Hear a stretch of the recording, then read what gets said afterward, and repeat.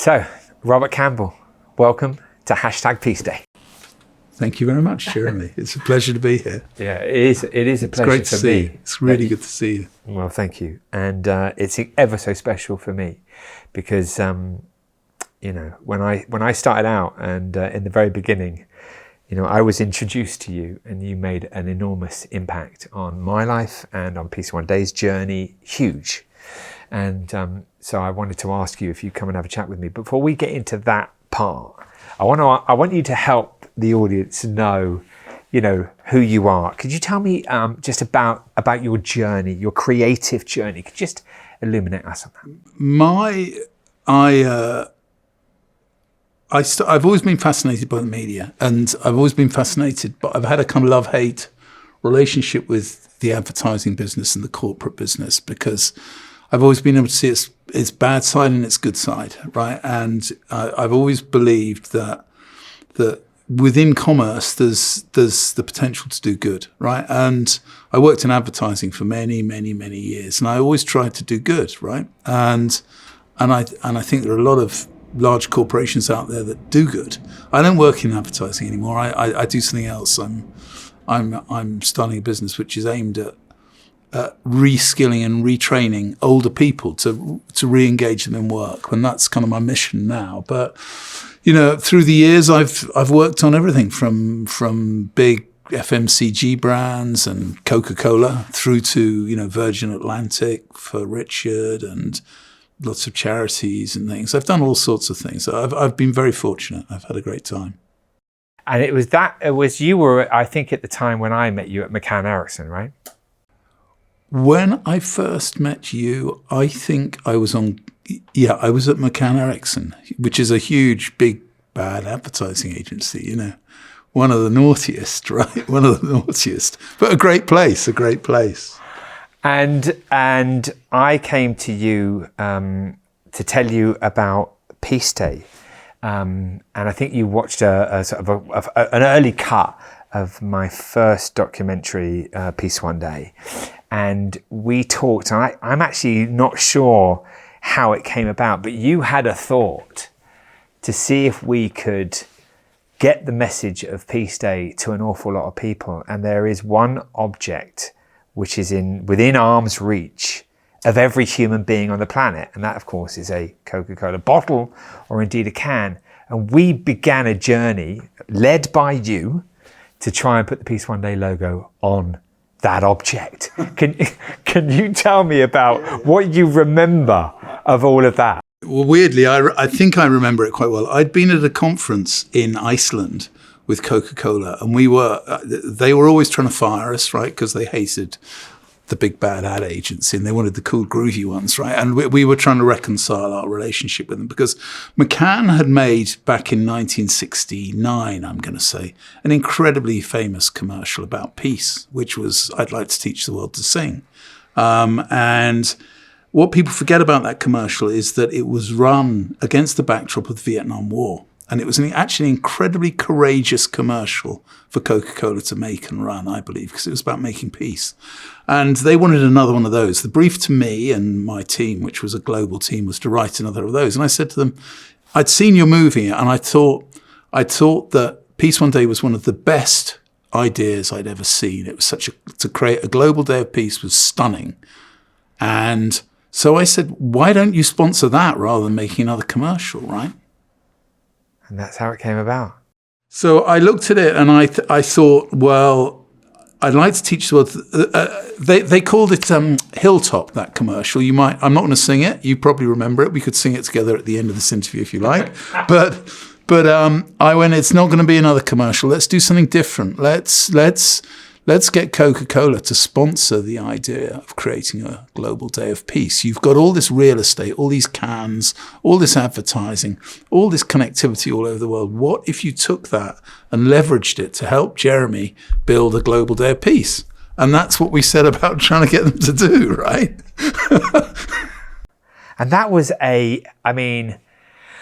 look, I worked hard to get a UN resolution. It was years of work, and I obviously worked hard to see if we could get the Taliban to stop fighting in Afghanistan. They were years of work. But I actually think that probably putting it on the can was probably the hardest climb, the hilltop, that we had to climb, and with respect to them, huge respect to them. They did it, they did it. And in fact, there it is.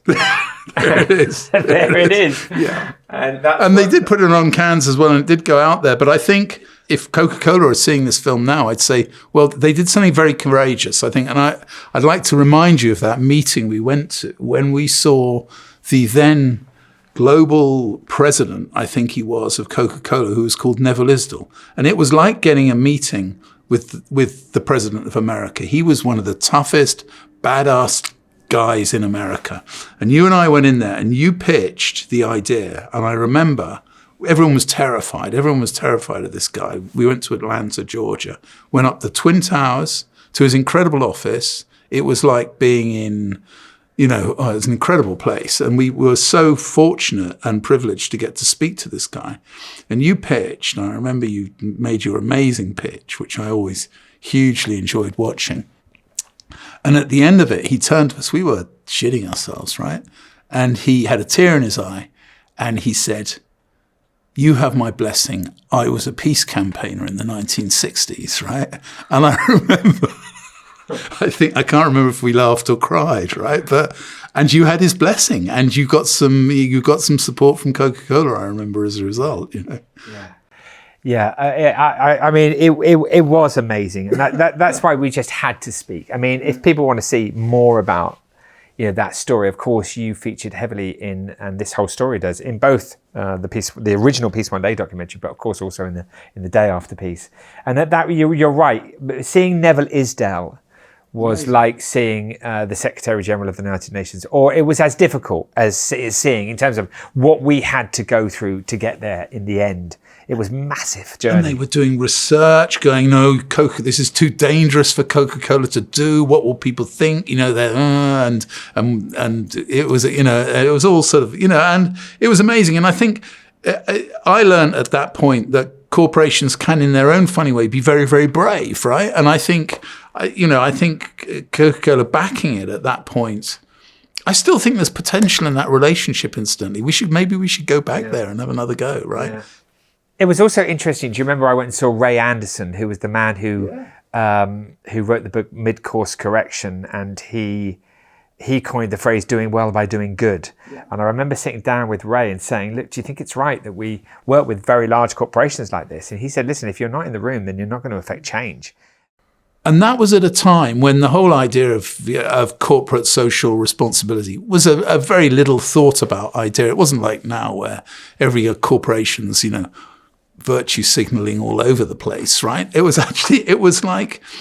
a much less well-established concept that corporations actually did good and supported things. And Coca-Cola didn't really want to shout about it either. They were, we wanted them to shout about it. I think they wanted to do it more in the background, but, Yeah, it was amazing, and that I'd like to teach the world to sing. They actually gave me permission to show that in the film, The Day After Peace. I mean, it was an amazing relationship, and it was a game changer. And I think that what was fascinating about working with you and having your wisdom and support, and like I genuinely, Robert, you were a really big part of my life. I mean, I could get sort of emotional about it, but when you have amazing people who stand by you when you run a tough climb. Obviously, it's extremely meaningful, but I think that through that time that we worked together, you taught me something, that meant that we could. What you really taught me is if you want to institutionalize this day of peace, then you are going to have to work within the sector that has the trust of the masses. And that, of course, is very large corporations like Coca-Cola and indeed others who can talk to their consumers, who can mobilize their workforce, and who can give funds to allow you to have the fuel to do things like Afghanistan, or to tell a lot of people about. I mean, and of course, since then we've worked with Unilever and Ben and Jerry's, and we've worked with Innocent Drinks and Ocado, and Lamb Weston, and all sorts of amazing corporations. But that was what I learned during that period, that was the sector for us. The Formula One car was racing around the track because it had logos on the side that were fueling the car to race, and POD, which meant that actually for POD, and we talked about this in the early days, if POD could work with the corporate sector to fuel its vehicle, then it didn't need to ask the individual for €5. It could say to the individual, who are you going to make peace with? Exactly. And for me, that was and actually getting people to understand, not to try and take, small sums of money off lots of people, because that kind of, that I think they used to call it charity fatigue. It kind of set in anyway. Actually asking people to do something, to actually make peace, that to me was the most important thing. That was the job, was to get people, large or small, large corporations could do a lot. Coca-Cola could do a lot. You or me as an individual, you could do what you were doing brilliantly and use the camera really as a way to create this incredible change. And then people like me and my kids or whatever could do really small things like make peace with the neighbors, say sorry to someone. Just small actions sometimes are as important as large actions, right? Yeah. It's all flashing back to me. I go out there and speak in schools this week or do these talks that I do. And it's as if I'm telling the story, and it's like it's me who's thought these things. I can't believe it's 25 years. Yeah, it's 25 years. But the truth is, of course, it's not. And it's like getting that MBE the other day, and I looked at that thing and I thought this piece of metal has got millions of tiny little particles in it, and those all those little millions of particles are actually people like you, Robert, and Ahmed Fauzi, and many other people like Richard and Paul Palmer, and all these amazing people who are in this retrospective that we're displaying today on Peace Day. It's really interesting. But I mean, I sit here just like sort of in awe of you, and like, no, seriously, Robert, seriously, because I happen to be that lucky that I had a creative director like you saying all of these amazing things, and how that shapes we can see 25 years on. We were lucky, man. It's very sweet of you to say that, but I can remember looking at you and thinking, this is just a brilliant idea, and this is a guy. I remember you running around with your ponytail. You were like the Duracell. We should go to Duracell and try and get some sponsorship of them. Yeah. You were the Duracell bunny of peace, right? You were just at it, right? It was fantastic to watch, right?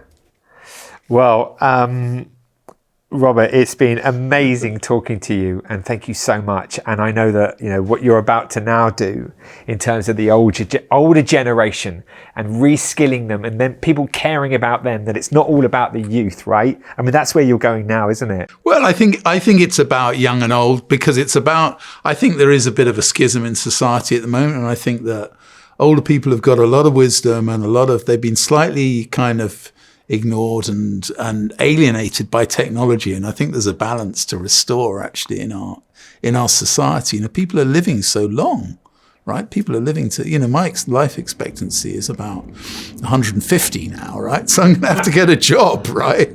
Because the pension ain't gonna cover it. I've still got kids at school, right?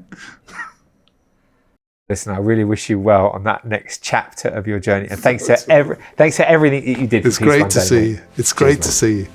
Cheers, Robert. Should we sing the song? No, there are probably rights issues.